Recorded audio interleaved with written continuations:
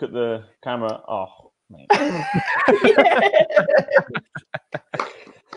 Right. Oh dear. What did you want to do, Seb? Yeah, what was that, mate? Just letting Facebook do its thing. Ha ha ha. Oh dear. Right. Leeds.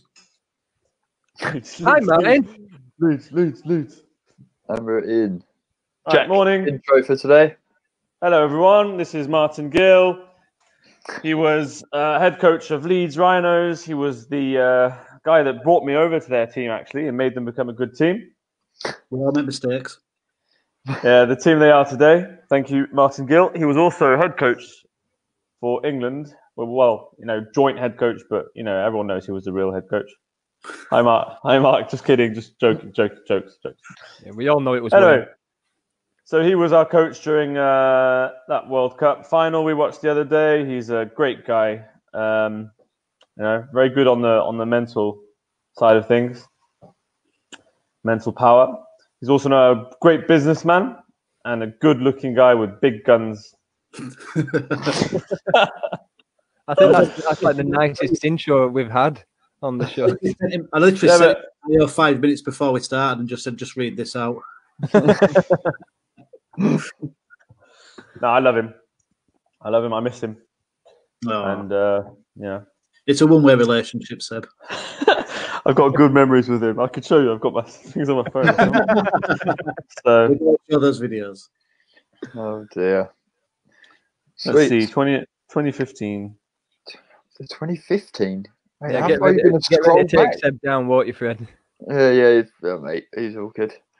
Sweet. So today we're doing second half of the Challenge Cup final 2019. This is the sad half that I call it, but yeah. The second half. Yeah. We had Tom Halliwell on yesterday, but he's a key worker apparently, so he's working today and he can't be on. So you're second best today, Martyn. That's all right. I'm happy to behind the handsome chap that is Tom Halliwell.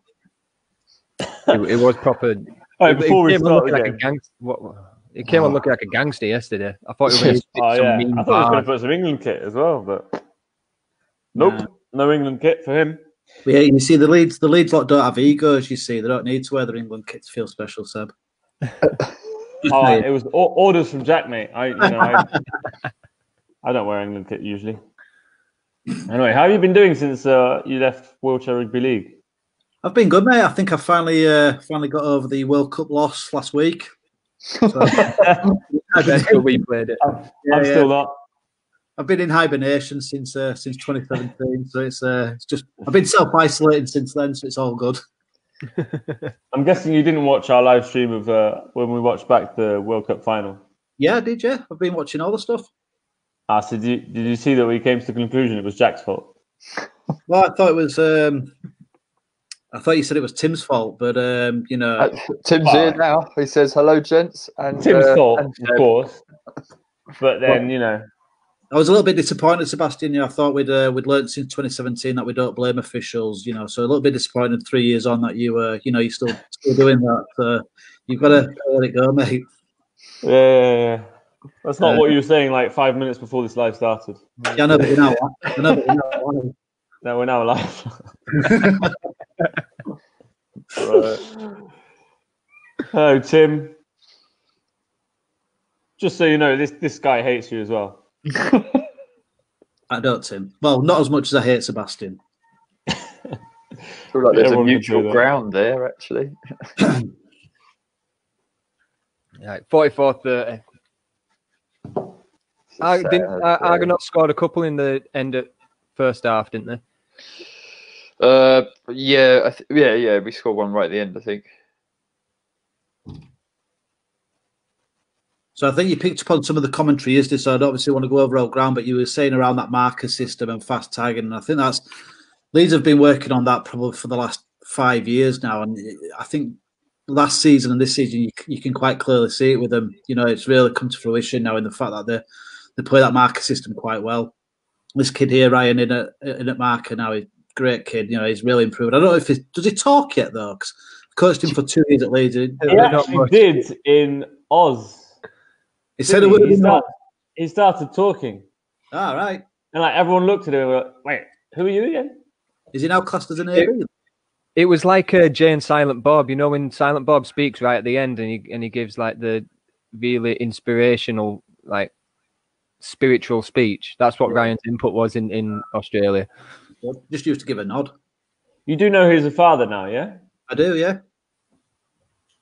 I saw a Looks good with his picture kids. earlier. Do you stay in touch with all the Leeds lads?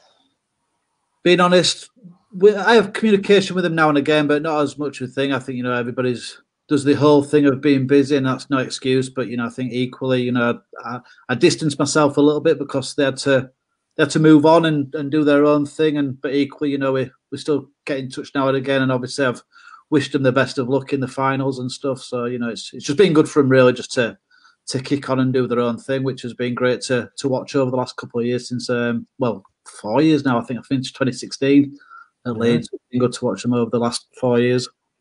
Oh, yeah, you left them for the last... Yeah, I forgot about that.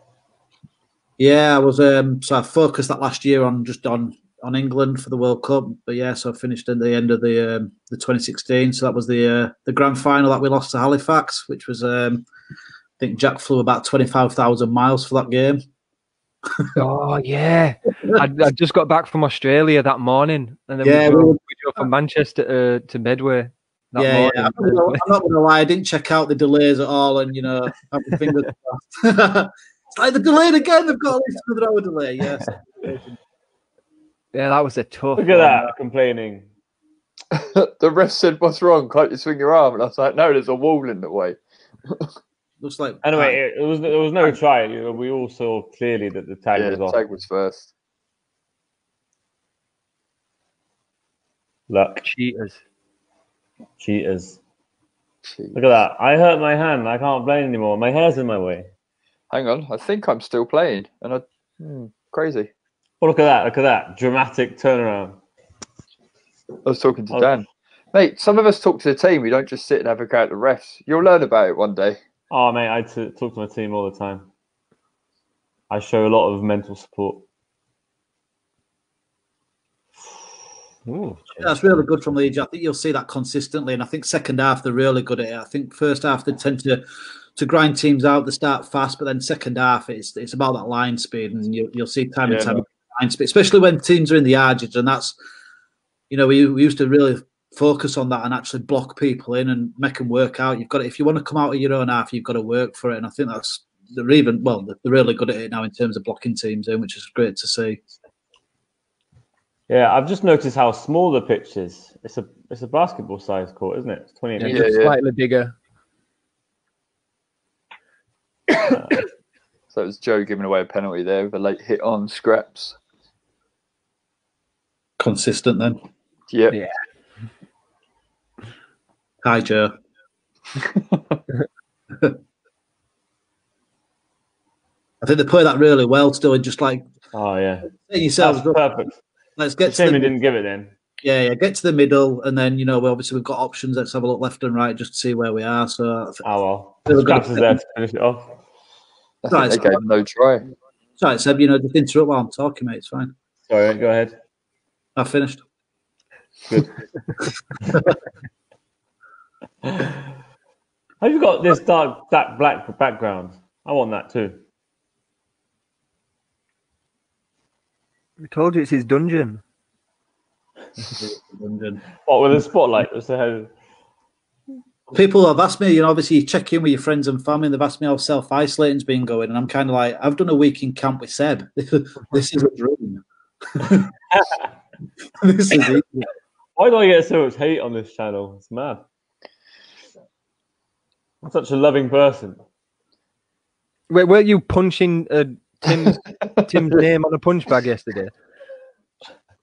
Only because he's been showing a lot of hate towards me.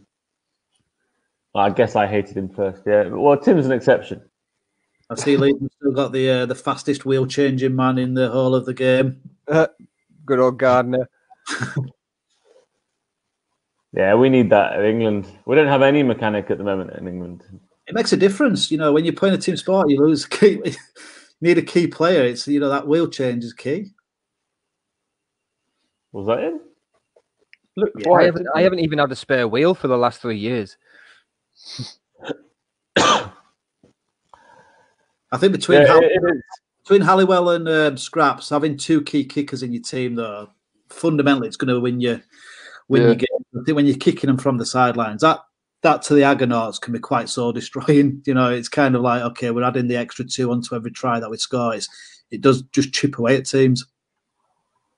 It's good to have the 2 for placement kicks as well, because you can't really, like, if you're playing against Halifax, 9 times out of 10 Wayne's going to be the one that's putting the kick in. Yeah. But at Leeds, you've got 2 options who are separate sides of the field, so it's hard to shut it down.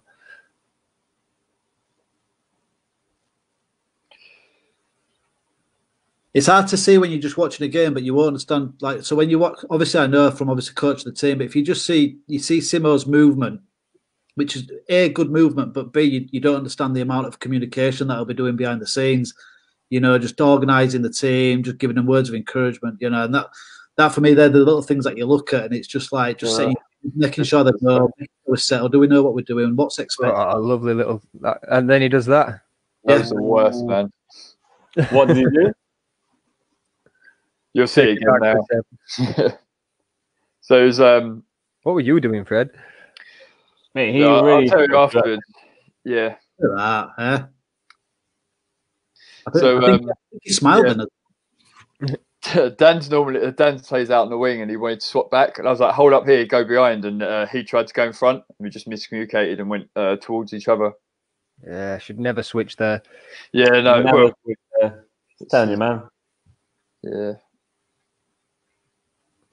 What was the mood like at half time, Fred, in camp? Because obviously it was quite a close game in that first half. So, ours was pretty good actually. It was more about trying to keep our heads and keep focus, really, because you see every so often like people losing sort of what they're doing, and when certain things don't go their way on runs, you can see it where it doesn't unfold how we normally play.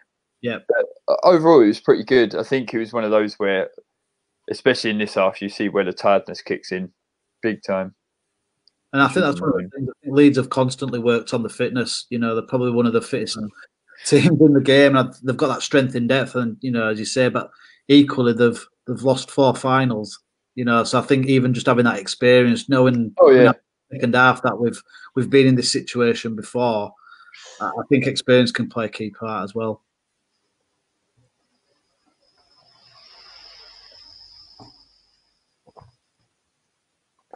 It's just nice composure and yardage by Leeds there. It's just like, right, we're set up. We know what we're doing. We know where we want to get to. Let's be patient.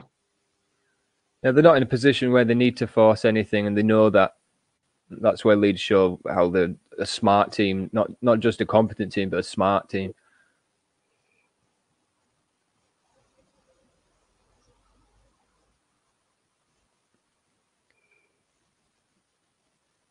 Notice when you've said you get in touch with the Leeds players before finals and stuff, wish them luck. What Martyn didn't say is he also messages me to give me some shit before every final as well if we're playing Leeds. Tries to get in my head. I do wish you the best. I do wish you the best of luck after the game. You say well done after as well, though. Yeah, Leeds will always. It's a hard story though, isn't it? Because Leeds they'll always be my wheelchair team. And even if I do eventually come back into the game, Leeds will be the team that I have at heart. Obviously, just due to that journey that we went on, but equally, they're also the team that caused me a lot of grief because while I was coaching them, my dad wouldn't let me in the house wearing my training gear. It's just like, if I don't know if it's tuned in now, but even having the Leeds top on, it's like you finished coaching now. Why ain't it burnt? Because obviously we're Castleford Tigers fans in the. I was going to ask, what if Castleford make a wheelchair team? Well,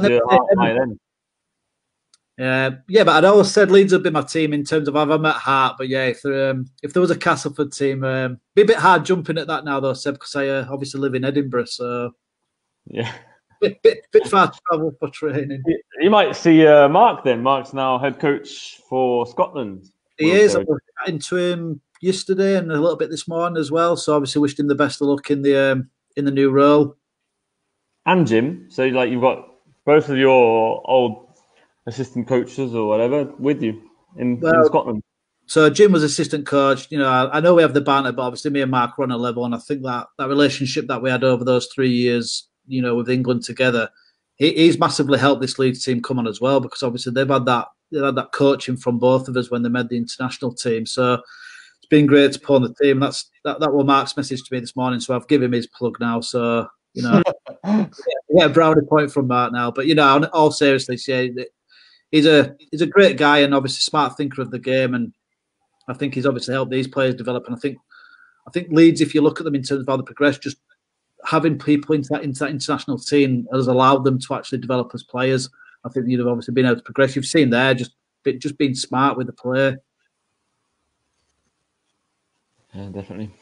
Leeds are the first team, like when they started up, who have started were the first team who started wheelchair rugby league as rugby league players going into it. Before that, every player more or less had come from wheelchair basketball and transitioned in.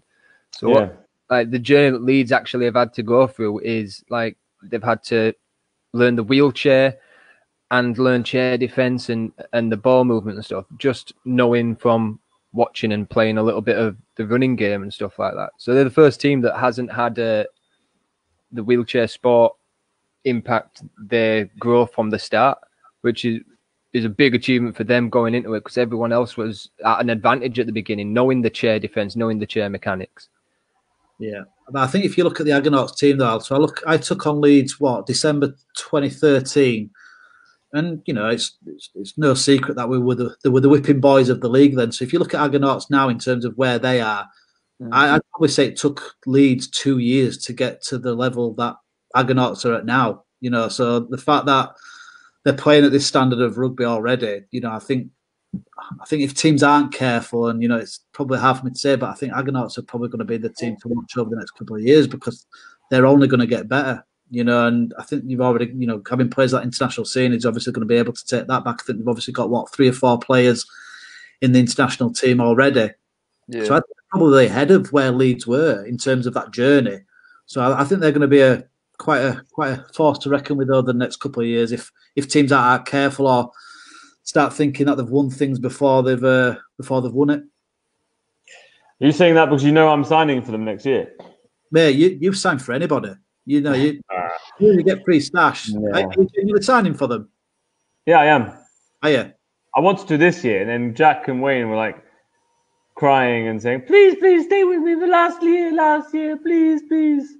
And Wayne was saying that he would never speak to me again if I signed for Argonauts and not Halifax. Yeah, but sometimes you've just got to stand up for yourself. So, to be fair, I think that's the one thing. I was definitely Marmite in wheelchair rugby league. People either loved me or hated me, and you know, people's opinions were their opinions. But equally, you know, I stood for what we stood, and you know, you're what we call a sellout, Seb.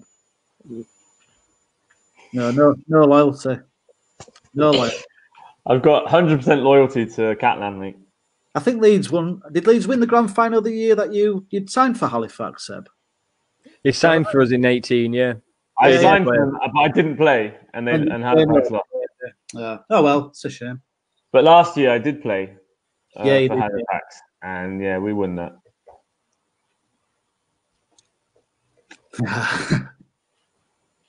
Even though I was fat and out of shape. What's the mindset like now? We're going 54 minutes into the game, Fred, and you can obviously see Leeds are starting to pull away with it now. It's what was the talk like? Was it still positive? Are you got from the try before is where we got that's where the negatives started to come in, where fingers start to get pointed to say like individuals.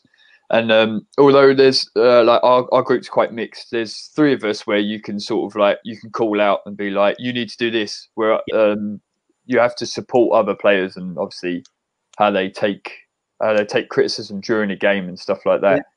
Yeah. So the talk then actually was about we need to come together and enjoy this. Like ideally we shouldn't have got to this final. We were sort of aware of that, but the fact that we were there, we need to go out and play our game. because we was trying too hard to. We wasn't slowing them down. We wasn't sort of gelling on our offense like we normally do and stuff like that. You could see it sort of slowly come away. So we was just trying to keep it back to like how we play normally, where we just have fun, play the game, and like a good rugby comes out of it.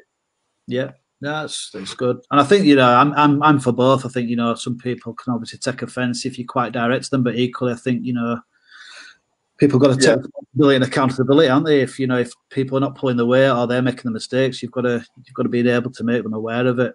Oh, 100%. But you can also, that's where you can lose players as well. Like you see people look inside themselves, and it's like you're no longer focusing on what's in front of you. You're thinking about what you've done. Yeah.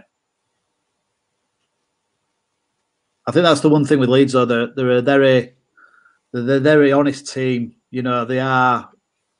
We're either good or we're bad, and I think they're happy to accept that responsibility and actually say, "Yeah, listen, that's my fault." And I think, and I'm not just saying it because I am biased, but I genuinely believe Leeds have got the most strength in depth, and I always believed that, even when we were on that journey to them becoming a successful team. I believe that they had the most quality in numbers, and I don't mean that they're necessarily the best team, but I think when you look, say, for Halifax, got the most balance. It was two, 3 players, whereas if you look at Leeds, they've got 5, 6, 7 players. And I think when you're in games like this, just being able to change things around and knowing that you don't lose any strength in depth, it's a strong position to be in, and that's when they've got that experience as well. It can be quite commanding, and I think they're showing that now. They're kind of in their zone, and they're going, we're confident in our own abilities. We just need to control our game now. Yeah, that's one of the things that. Because where we've got sort of a 6th player who's Pete, who's actually running the tags for us now. He's coming on. So what we try and do is to keep him. Obviously, we start Joe 20 minutes into the first half on every game. So Pete will always play something just to keep him climbing at that. Because other than that, we're going to sort of cut off everyone else. We need to try and bring players with us in games and stuff. Yeah, and like you say, it's the depth that we don't have at the moment at all. Yeah, I think Leeds benefited from that. I don't know, obviously, because I know the leagues are structured slightly different now in the fact that you have obviously the Super League and then Division 1 or League 1, whatever you call it. But Leeds were fortunate in that time when we were growing that they had that development team. So we had 12, 13 players, and they were able to give everybody decent game time. And I think that genuinely helped with everybody's skill level, being able to develop at their rate. I think if you look at picking out 2 key individuals for me, I think Scraps for me is probably one of the best players in the game now, and I don't mean that in a big ego way. I think he needs to remain level-headed. I think his confidence can sometimes take the better of him if he doesn't allow himself to rein it in. But I think if you look at it from a technical capability, he's been able to transition from being a rugby league player to a wheelchair rugby league player with a great brain. And I think if you're just watching the game now, even in defence, he's able to read the game quite well. Yeah, him and Tom are quite similar in that. Yeah. And it's good having one in your team. So when you've got 2, it's like in your position, it's like, oh, shit.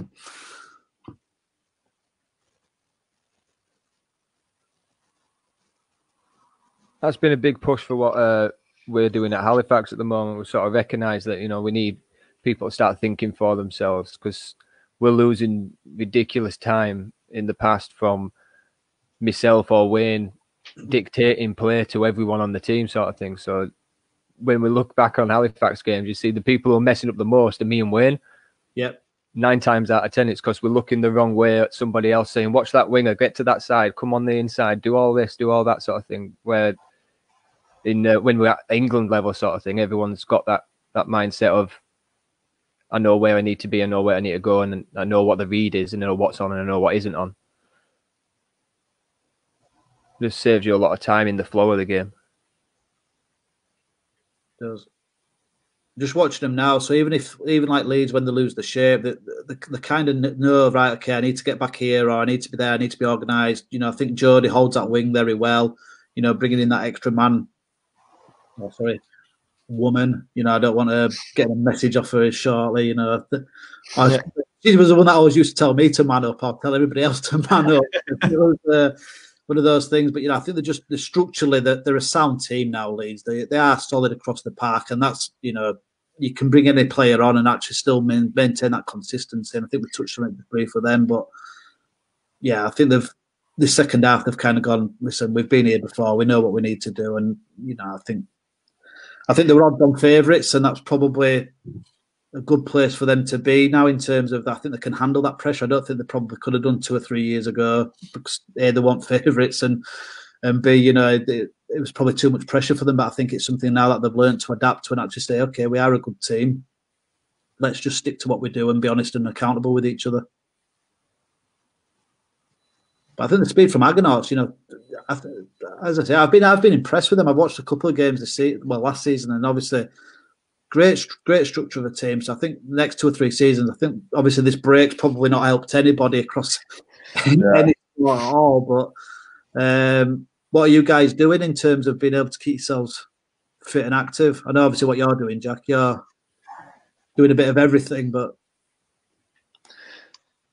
it's difficult one, mate. Yeah, I'm cooking and eating a lot.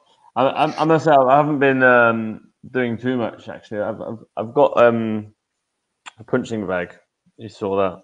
I've done that a few times. So that's all. I've got to get a program sorted and start training. Yeah, they've got things on through the RFL webpage, aren't they? They're doing free online workouts and things that they're sending out to the public. I can't remember what it's called now. It was in seminar. So that's great play there by the Argonauts. You've had 3 players just link up and create. They've actually diced Leeds apart there, and it's quite a rarity that you see that now. But that's great play. I think Joe's experience there has obviously come in, and I think the new poster boy Lewis King with his pearly whites. Oh, yeah. I think Fred, you were the last to finish that off then. So they've landed in good position. If you look where they are now, does it give this a try? I think they did the tackle first. Tackle first, but that just being in that position probably came 2 or 3 players before that. Mm. It was the player 2 or 3 players that actually allowed you to think, okay, we can get in this position. We've got Leeds on the rack here. Yeah, we say we're 100% more dangerous in the middle of the pitch than we are towards the try line. We seem to flow a lot better as soon when we have space. We always said that at Halifax as well. We always got that try line fever and not think slowing it down at the try line. I think we talked about it in the last video, but in the midfield is where you have actually got the most space. So getting them line breaks, and if you can get the line breaks, then do the right thing after that. That's what creates your space around the try line, doesn't it?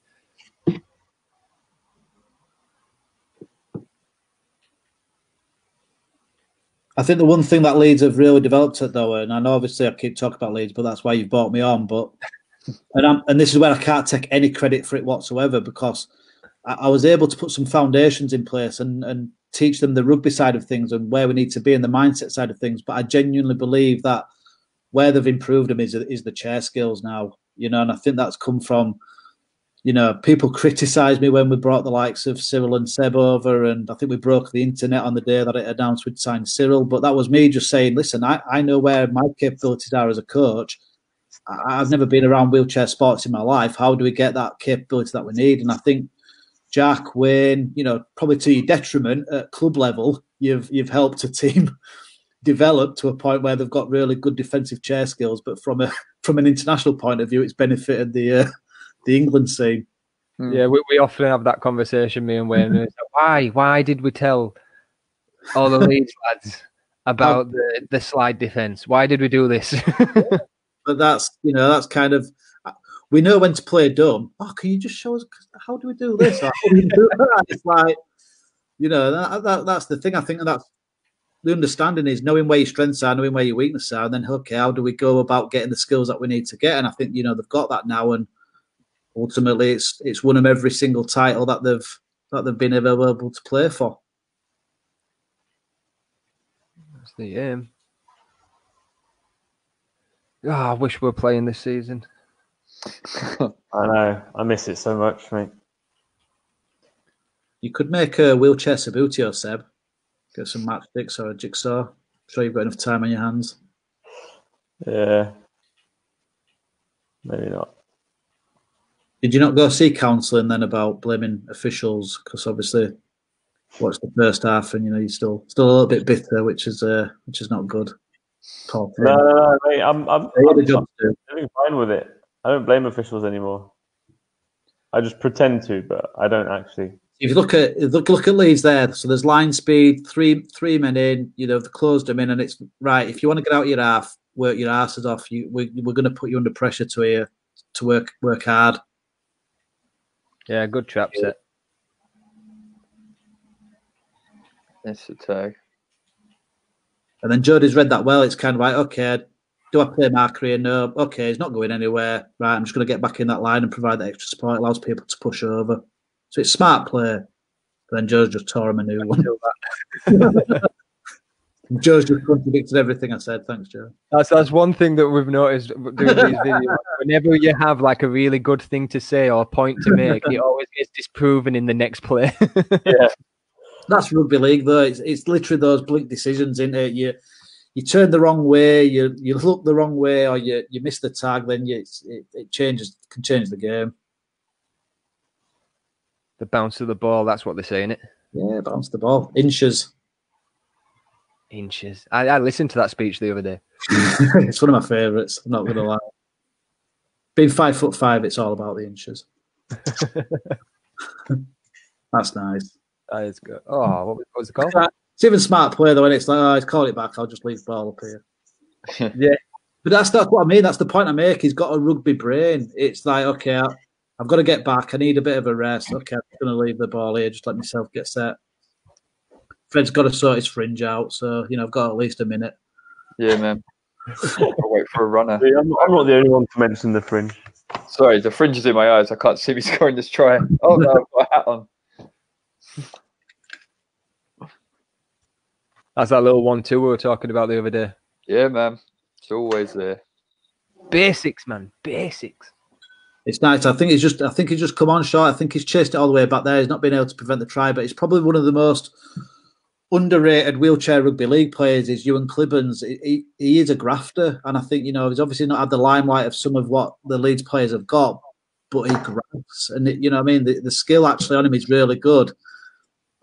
But he's just one of those players that you know that you can put him on and he's going to be consistent. And that for me, when I was watching it, was like, is in the performance unit again now. Yeah, he's just joined the national performance unit, which is awesome. So we were supposed to be seeing him at the next camps. Unfortunately, we're not having any camps. Yeah. What are you doing? Seb's blending something. No, don't blend the cat.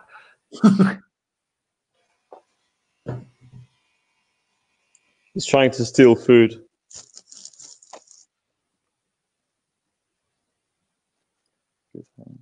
Again, you set up for another trap set. Yeah. Ready to go.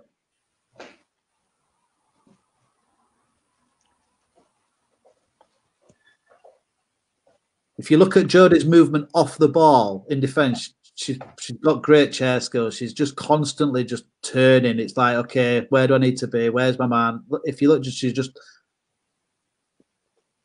then she just made the tackle. It's great to see. And I think those are the little things that you can miss when you don't look. And I certainly didn't know that when I first started out. That was a massive learning curve for me as well. It was about the movement that we do off the ball as much as on the ball. And I think once I got that into my head as well, it was like, okay, looking at players and how they react and respond to things, and am I just tootling along and not looking at any?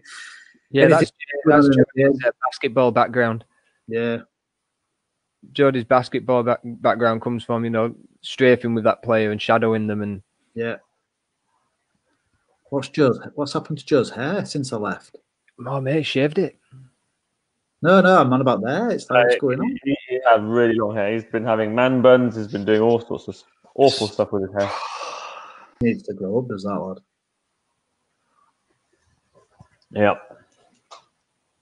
Yep. How you're saying, yeah. Yeah. Yeah. He needs to grow up. You two were the worst. I'm not going to lie. You were like the hardest. Like I've coached in the professional ranks, and you two just used to twist my melon. I'm not going to lie. We did it, mate, in 2015. But what about 2017? Did I not step up? Like I was, You did actually. You were quite good.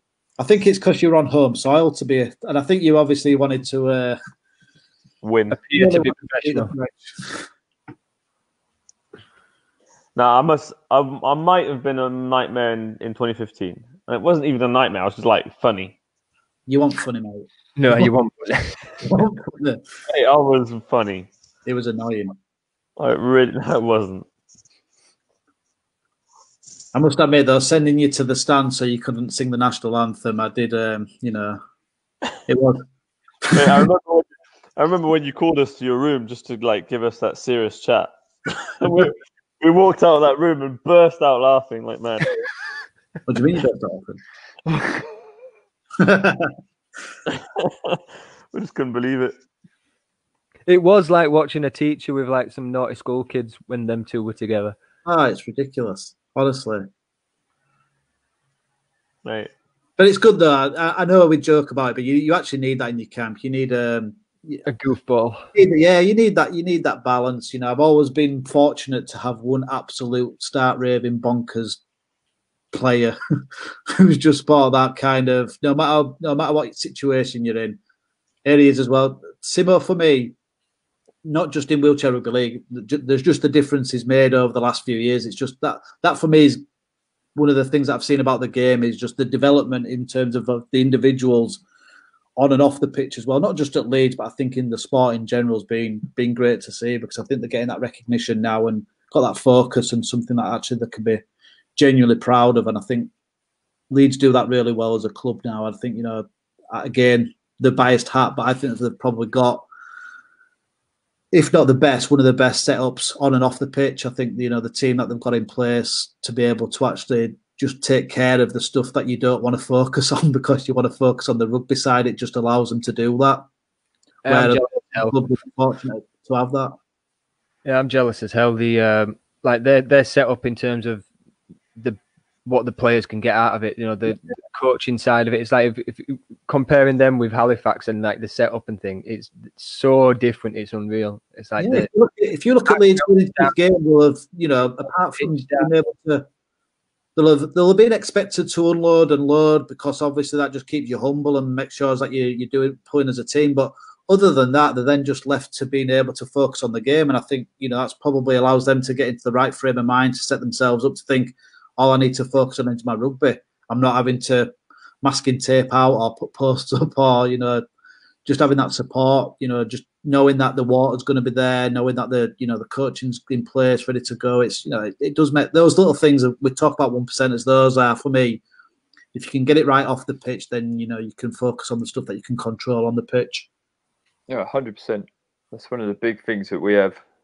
Like, we have to obviously, because this is part of my charity, the whole Argonauts thing. So when you've got so many other things to think about before you even get to the game, it's like your head's not 100% in it at all. No.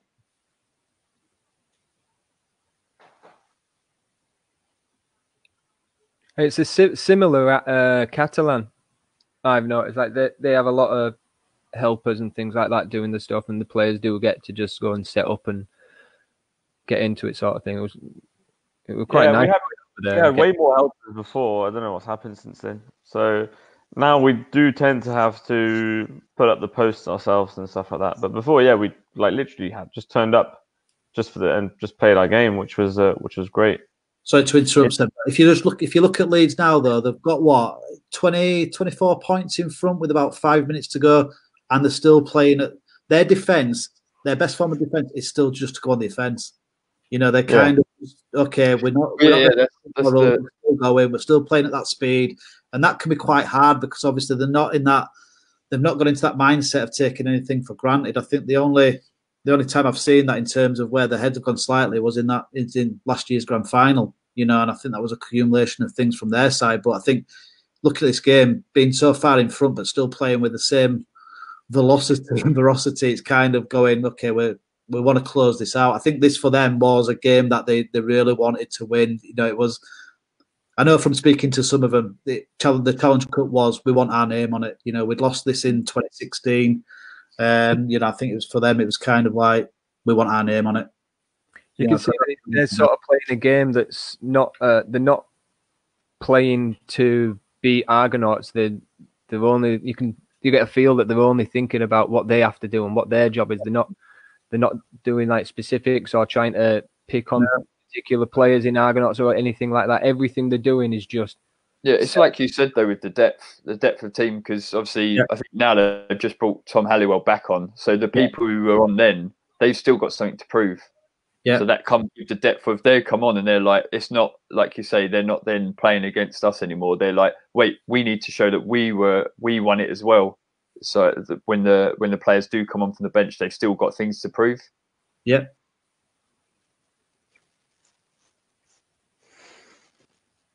Yeah, because no one wants to get put on the pitch and then told, right, go on and slow down and no one wants to do that. They want to go on and have an impact and show what they can do.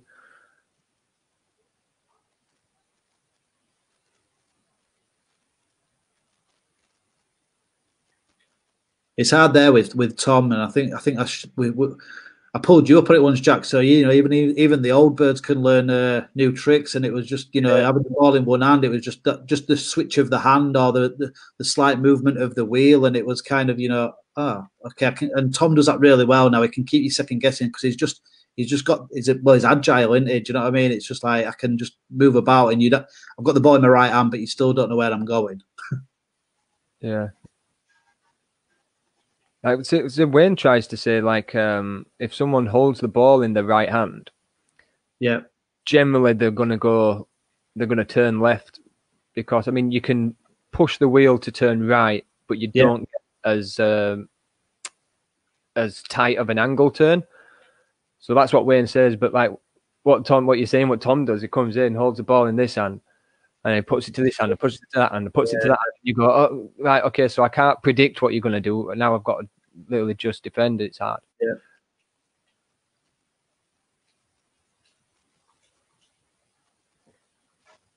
But I think the shape for Leeds really comes. If you look at Josh Butler just holding his wing there in defence, and he's not getting sucked in. He's kind of going, okay, I know my job, and if I just stick to my job, even if they get past me, I've done my job.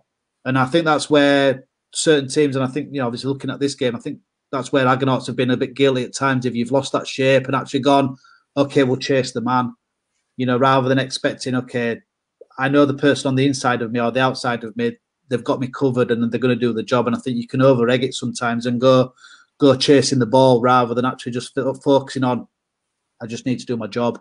Yeah. And I think the one thing that Leeds have probably done quite well in this game is they've done their job. Yeah, they've stayed honest. Yeah. The Argonauts look strongest when they are moving the ball around more, though. Like, so when you can get your set up drives and things like that, but when you move, it's just slowing down a little bit. You're going a little bit too lateral for me. This is like you say, it's just desperation at the end, really. It's like we've already lost. We've got to try and just throw some things at people rather than play more conservative. That's good though, Fred. You know what I mean? It's the fact that you've as a team, I think you've got the right mindset. It's a case of, okay, there's 3 minutes left on the clock, we're 20 odd points behind. We're not giving in, and I think if you can keep that mindset and keep that structure as a team, then I do genuinely think you'll kick on over the next year or two, because ultimately teams either capitulate and start to think, oh shit, we've lost, so we'll just give in, or as you say, right, okay, we want to still give a good account of ourselves. We don't want to lead away with this. We're going to try what we can do to see if we can narrow that gap a little bit. That's it. It's like, I think the last 3 plays have all been a wild pass that's been thrown either across pitch or trying to sort of get to someone that it shouldn't do, that sort of thing. Yeah. But Jack, you just said the play of the ball was rapid from James Hazel then. Did I? Yeah. I was actually the commentary still. Oh, you can hear it. Oh, man. So he's impressed me. I've obviously seen him in a few games now, but obviously Lewis, I don't think he was around in the game when I was in the game, but, from the games that I've seen, he's got some skills about him. I don't know what it's like as a person in terms of the mindset-wise, because I don't know him, but, you can tell that he's got some in the game. He's a great guy. You said that about him, buddy. No, he's a genuine great guy. He had his England debut with us last year in June in Apt. Was it Apt or was it Toulon? Yeah, Apt was the first one. Apt, and he did absolutely great. Like really, really surprisingly amazing for his first game. Good. So really happy with him, and he's really building up to becoming a great player. And that's one of the reasons why I want to sign for Argonauts, is to work with him towards the 2021 World Cup. So you can learn. No, so I can help him develop as a player. I thought something went wrong then, you and throwing the ball on the floor, but no, he's celebrating. Yeah. This is my reserve celebration. It's a big win. Not quite as good as the celebration of the 2018 grand final, though. What did you say, Jack? And that was an even bigger one, wasn't it? Look at the support team. I mean, look at it. It's like we've got as many support team as we have players. Oh, they come with a big fuss, don't they? No, that's the thing. Well, it does allow you just to do it, but I think great spirit from Leeds. I think obviously that second half they've just come out and they've done a job on you. Do you know what I mean? I think they've ground you down, Fred, and I think you probably found that a little bit frustrating at times. But they've been in that situation, so they kind of knew what they needed to do. Yeah, great performance from them. They're like really clinical with everything they did.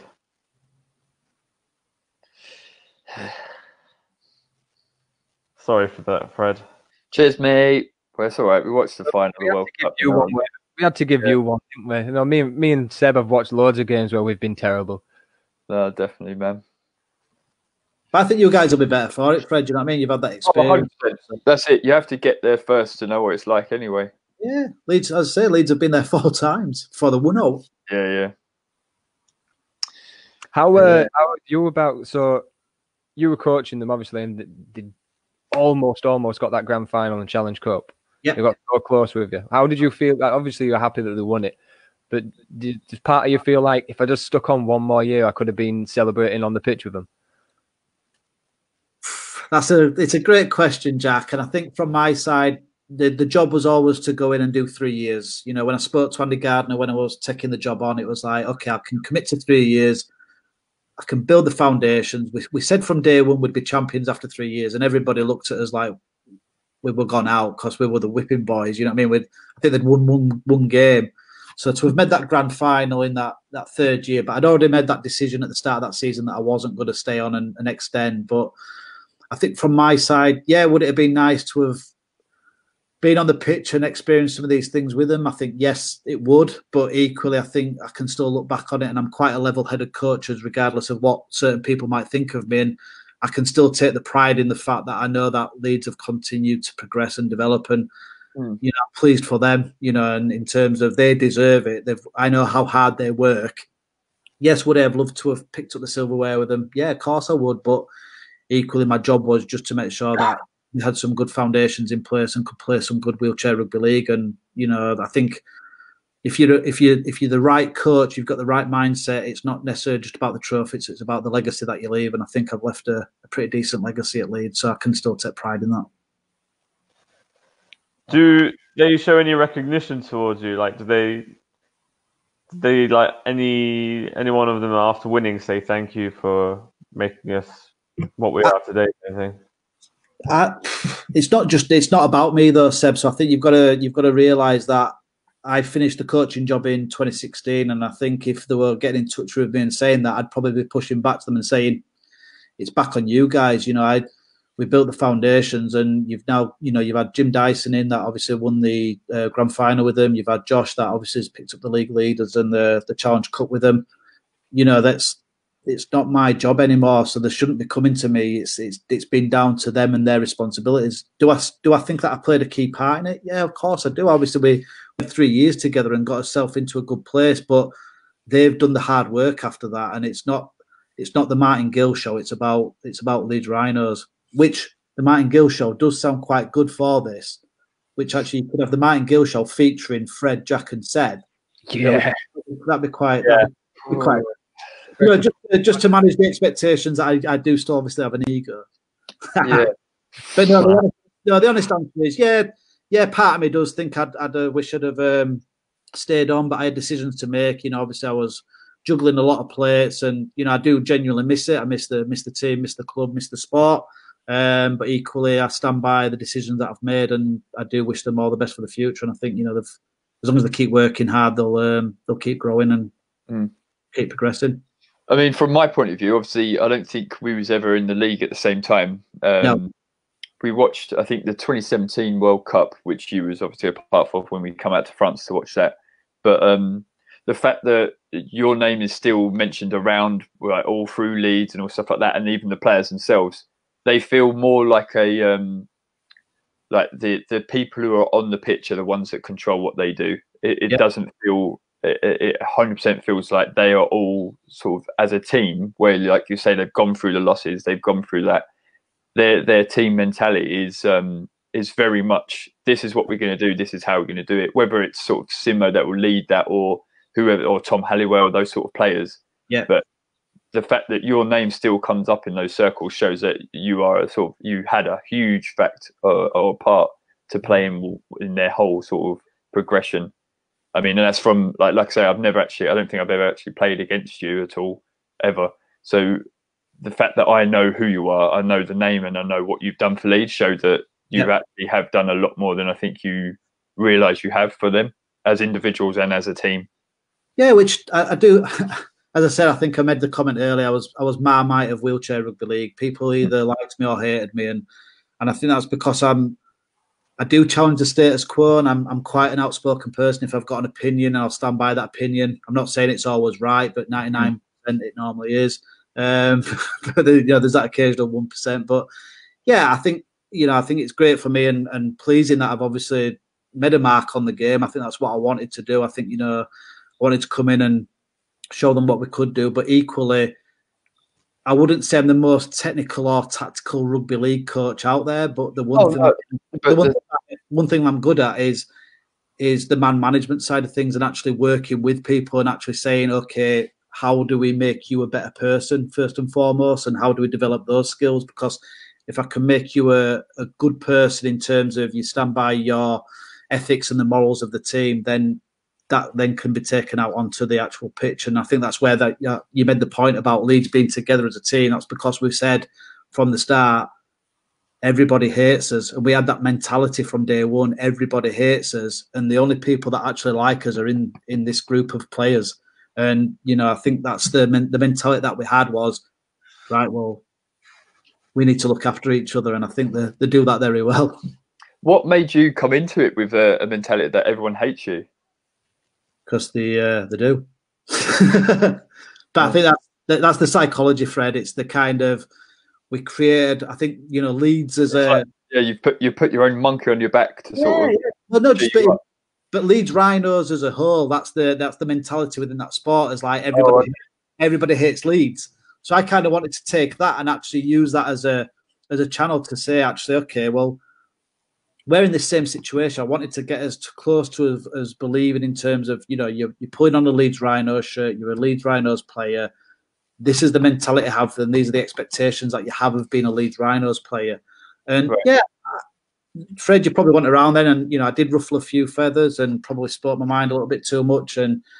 But that's, I stand by the fact that I did everything for the right reason. It was for the good of Leeds. It was for the job that I had to do. And it was for Wheelchair Rugby League. I'm passionate about the sport. It's what I've known since I was 5 years old, and I've grown up watching and playing the sport. So I just wanted to come in and do a really good job. Taking Leeds from being bottom of the league to grand final was probably one of my favourite coaching jobs, if I'm completely honest, because it opened up my eyes. It made me a better person as well, because I've never been around disability sports in my life. I think James Simpson passed me his bloody leg on the first training session and said, "Hold this." I'm stood there with this prosthetic leg going, "Oh, what do I do? What do I do now?" So, yeah, it was just a great time, and obviously, I think I was probably got the England job quite early on, and it probably raised a few eyebrows in the fact that I'd only just come into the game and was in the England setup, but I genuinely felt that it helped me as a coach, and it helped Leeds and England ultimately. Oh, nice, man. And a lot of players as well, mate. You got especially in that England team. It's like you openly said you didn't have the easiest start going into that role, or even at Leeds. Maybe because you spoke your mind, maybe because it wasn't. But the things that were going on is you stuck at what you were doing. And like you said about Tom Halliwell switching the ball, is that I didn't think much of you when I first met you. Not to be off. It was one of those things, and not having the, like you say, not having the wheelchair specific tactics and things like that behind you. Yep. I was pretty fucking shitty, to be fair. But all it took from you was just walking past and go, "Oh, Jack, just try switching the ball in your hand." And I remember looking down and I was like, "Was he telling me what to do? Yeah. Telling me what to do?" And I didn't think I had an ego, but I obviously did. No, you did. Yeah, I had an ego. As soon as it worked, and I was like, Yeah. "Okay, we need to see what's going on here." And then now you're one of my favourite coaches ever. Don't tell Wayne. I won't. That's always the way, though. I feel like You don't know how to use Facebook anyway. Yeah, but I think that's a fair criticism across the board, Jack. I came in with no wheelchair experience. The sport had been going, had a close knit community. Everybody knew each other. I didn't know that. I probably underestimated that. And I came in and gave Andrew Gardner a shopping list and said, right, I want Jack Brown from Halifax. and Andy's like, that's not how it works. And I'm like, what do you mean? And I'm like, okay, we'll have Cyril Torres, we'll have Sebastian Bashara. And he's like, mate, you need to like manage expectations. And I think that was from me coming out of professional coach. And don't get me wrong, I knew I wasn't necessarily going to break up teams. That's not what I was thinking. But I just wanted to change the way that Leeds thought about themselves and the expectations of going. If you keep thinking about the way that you're doing things, you're always going to do that. And if we don't look to think a little bit differently or to break things up, I look at Leeds and I think, I'm quite happy to say now, because I'm obviously not coaching them, but I think when I brought Cyril over and brought Seb over, there were people within Leeds that were like questioned what I was doing. Not everybody bought into that, but I knew the reasons for doing it. It wasn't necessarily about winning things straight away. Cyril, I know this is no offence to you, Seb, but obviously Cyril was an established wheelchair rugby league player, the French captain. He'd been there, he'd done it. Shit, I can learn loads off this guy. Why wouldn't I want him to come over and spend some time? And I don't forget the team. Why wouldn't I? Why wouldn't I want to learn off this guy? Because I don't know wheelchair rugby league. I know rugby league, but I need as a coach, I still needed to upskill to be able to get Leeds to the level. And I leveraged from you. I leveraged from Wayne Barburn. I've leveraged from Cyril. And you look at Leeds now, and I think, obviously they're benefiting from that now in the fact that they're at that level where they can compete and probably are one of the best teams in the league. Was there an aspect of bringing Cyril over, of getting in his mind for the Euros?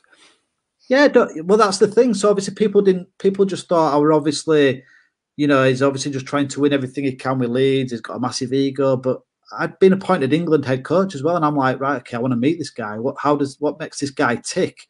I want to understand him, and if I can do that, and me, Cyril, Seb, we went out and had a drink or two, and it was just nice just spending that time, but understanding his psychology, understanding how he felt about the game. I think that allowed us to get into his head a little bit, and going into that 2015, I was able to understand him a little bit more than I would have done if I'd not met him. We all know how 2015 worked out.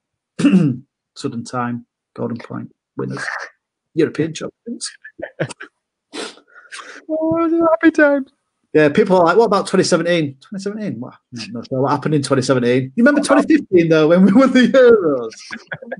I actually think but in all seriousness, because people are like, it's all about the win and stuff, but we played much better in 2017 than we did in 2015. We were a much stronger team. We'd been through the whole pain and the politics that were happening in 2015 that we had to get over. And I think that united us in a certain way. Once, as you say, you didn't. I had to earn respect from you guys that had been established in the England setup for quite some time because, as you say, some of you looked at me and thought, well, who's this new guy? But I think 2017, we were a much stronger team. So even though we didn't get the result, I actually felt that we were better and stronger, and England as a whole were better in 2017 than when we won the 2015 Euro Championships. So that's kind of going, and that comes back to that building the person. So if you look at, if England had kept doing what we were doing in terms of, okay, we're just using the same key players in the same players or the same roles, you wouldn't have had the likes of now of Scraps, Tom Halliwell, Ryan Richardson, Sebastian Bashara, Lewis King, Fred. That wouldn't have happened. I think the one thing that me and Mark were quite passionate about and wanted to do was, it's not necessarily just about the winning. It's about what's the knock-on effect of this, and how do we build a pathway that allows players to come through for years to come. And I think that's evident now in the fact that it's not necessarily so much a boys' club anymore. It's more of a case of there is that clear pathway in terms of how you get players through and how you develop, and you don't rely on one or two players. And I think the mistake that Mark and I made in the 2017 World Cup is we probably didn't have the strength that Leeds had now, when we talk about players being able to come off the bench. So Jack, if I had 2017 over again, I probably wouldn't start you. No. Or I wouldn't play you for the full 80 minutes. So I look at that and analyse that as a coach and go, we relied on Jack for 80 minutes, whereas I think going into 2021, England can probably cope without you for 20 minutes. And I don't want to give anything away. You might want to stop Go Live now, because France will be like, they're not playing Jack Brown. But that's not my decision anymore. So, but equally, if you'd have had a 20-minute rest into that second half and come on for the last 20 minutes, I think we'd have been in a much stronger position to close out that game. So I think we laugh and have a joke about, it was ref's fault, it was Jack's fault, it was this fault. But I think fundamentally, England have now got the strength in depth to be able to trust more team rather than two or three players. I think that now allows you to get that strength in depth to be able to make some key decisions or changes that Leeds made in that Challenge Cup final that England probably weren't able to do, because we thought, taking certain players off, i.e. you, Jack, that it might have had a detrimental effect. And that's something that Mark and I spoke about at great lengths, is how do we make sure that players keep developing and get stronger, because we can't just rely on two or three players at international level. It comes back to what I said earlier. We've got one guy who's on the cusp of coming to us. So we have him start the first 20, and then most of the time he'll either end it. It's that sort of thing of trying to keep him in the fold. Well, when you think about it, we have Joe Coyd who's on the bench. So it's like, in hindsight, you're like, well, hang on, why aren't you playing him for the whole time? Because, like you say, you're not then going to have the depth afterwards if you just play the people who you sort of need. You need the reserve as such to be able to fill spots and stuff like that. Yeah, especially international level. I think now it's a case of I think 2015 we were backs against the wall. I think by the time we got to the competition, we obviously had a certain thing about us in the fact that we knew. But Jack, you can speak. There were certain players at that stage where we weren't ready to step up in terms of, okay, we're in this final. There wasn't necessarily the level of trust that there is now. And that's not me speaking detrimental of anybody. That's just the way it is. Some players weren't necessarily at the same level that they needed to be at to have that strength in depth to make key changes. And I think going into 2021 World Cup, you'll definitely have that, because that work's continued over the last couple of years. I think, Mark's done a great job with you over the last 2 years. I think obviously had a great Ashes series in Australia. Jack, you made a point earlier about, is there any regrets of me leaving Leeds early? Well, the 2017 World Cup was supposed to be in Australia. And after winning the Euros in 2015, I was like, right, that's it. I'm done. I'm going out. I've got one year left at Leeds. Yeah, but the World Cup's in Australia, mate. I'm staying.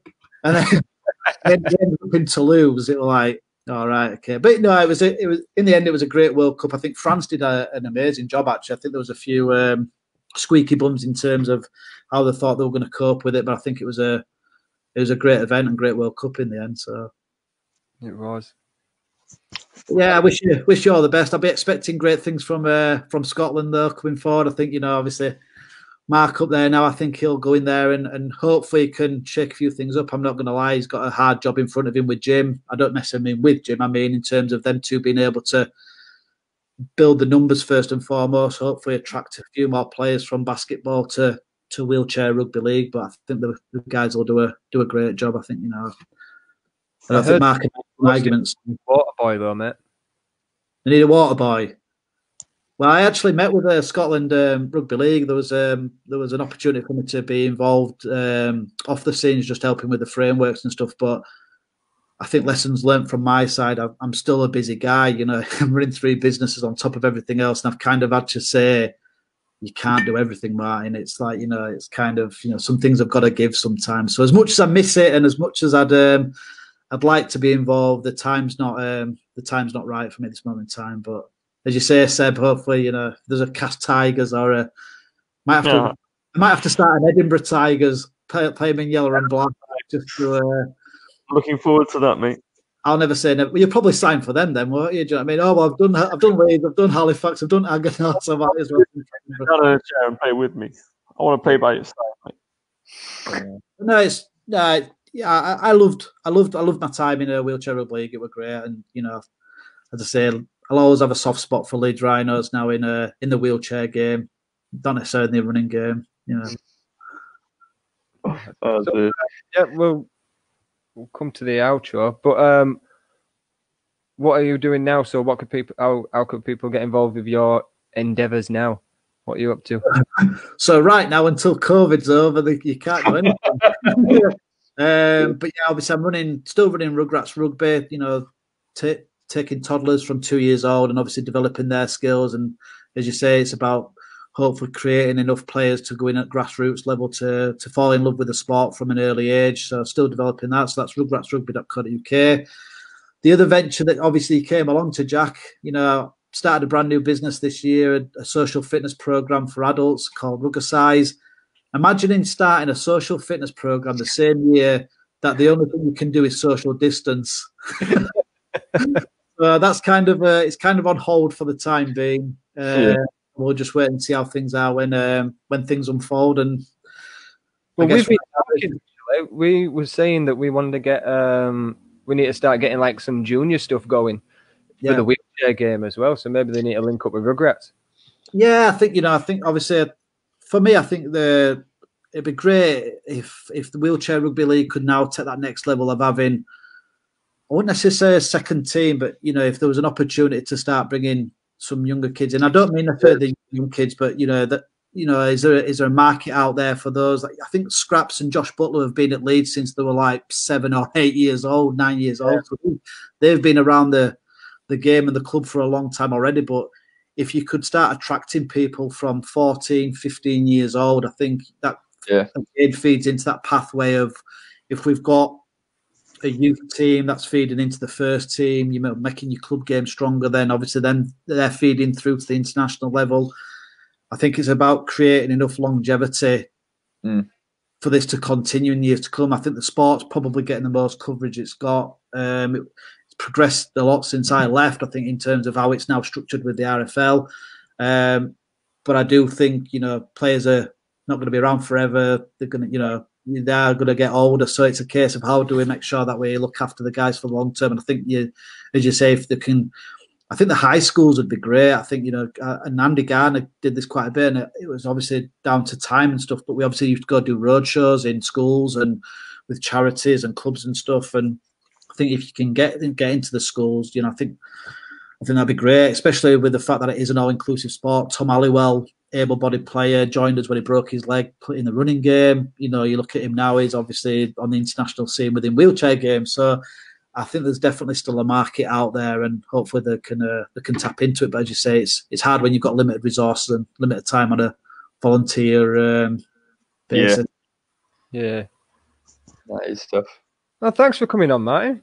No, mate. Listen, it's as I say, it's sorry to interrupt you in your dungeon, but it's nice, isn't it? It's just I can't put the lights on because my head gets too shiny. So I've got to keep the lights low. But as I say, Jack, if you came along and helped support when I was launching Ruggerside, and I think if I can give up an hour of my time to give back into the wheelchair game, then so be it. And I like hearing my own voice, so I'm quite handsome, so it's a winner.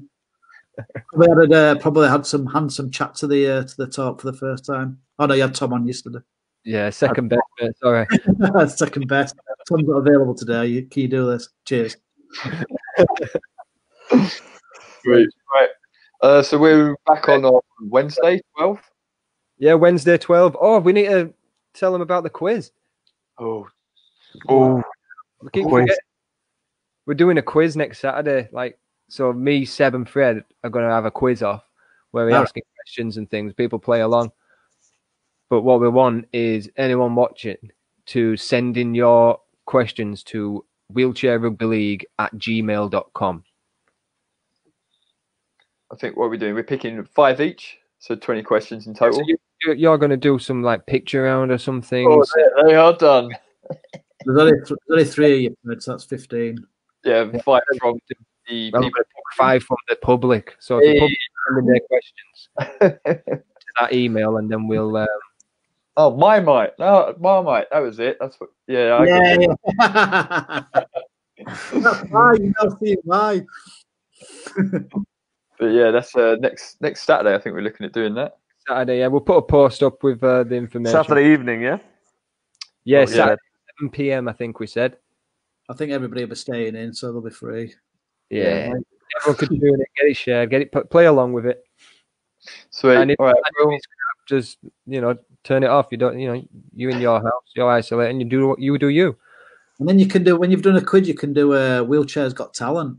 Oh yeah. Yeah. I was planning to do Why we that got you on, Gill, at the 'cause you next get- England camp. Oh, here he is. Oh yeah, I've had an idea. Why don't we do Wheelchair's Got Talent? Okay. No, I was planning to do it at the next England camp, and then it was cancelled. Mate.